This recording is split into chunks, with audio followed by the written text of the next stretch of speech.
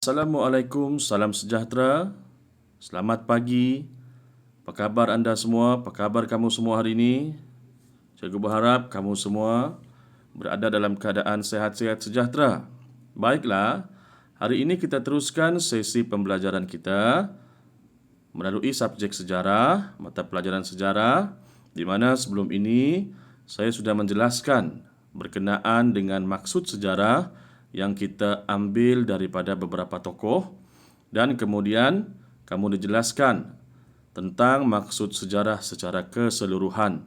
Hari ini kita akan tengok pula mini tajuk kita ataupun subtajuk kita pada pagi ini berkenaan dengan sumber sejarah. Okey, sumber sejarah. Ada dua sumber sejarah.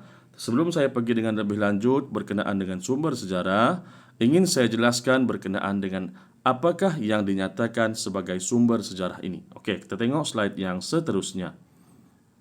Okey. Baiklah, sumber sejarah ini adalah merupakan satu maklumat, okey, yang tepat tentang sesuatu peristiwa yang telah berlaku. Ingat, ianya telah berlaku.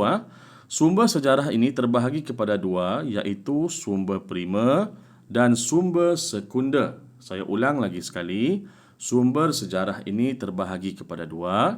Yang pertama, sumber primer, dan yang kedua, sumber sekunder. Kita tengok satu persatu selepas ini. Okey, seterusnya, sumber sejarah yang pertama adalah sumber primer. Okay, sumber primer ini ianya dikenali sebagai sumber yang pertama, di mana sumber ini berada dalam keadaan ataupun bentuk asal dan belum diolah lagi. Okay. Contoh sumber primer yang kita tengok, fosil. Okay, ahli sejarah mendapatkan fosil melalui kajian yang mereka jalankan. Contoh, tulang, tulang haiwan, tulang manusia, pinggan mangkuk, itu adalah contoh-contoh fosil. Paling senang, cikgu boleh bagi gambaran sebagai contoh, piramid di Mesir.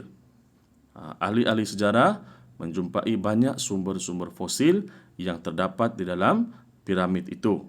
Okey. Sebagai contoh, contoh lain adalah manuskrip. Manuskrip adalah tulisan tangan, seperti hikayat Hang Tuah dan Sulalatus Salatin. Okey, mungkin ini baru bagi kamu. Okey, hikayat Hang Tuah ni dia betul-betul wujud. Okey, kerana ia dibuktikan melalui manuskrip, iaitu sebuah tulisan tangan yang betul-betul asli, yang tidak ada diolah lagi, belum ada diganggu lagi. Okey. Seterusnya adalah artifak. Okey, artifak ialah hasil ciptaan manusia, seperti alat batu, tembikar, senjata ataupun duit shilling.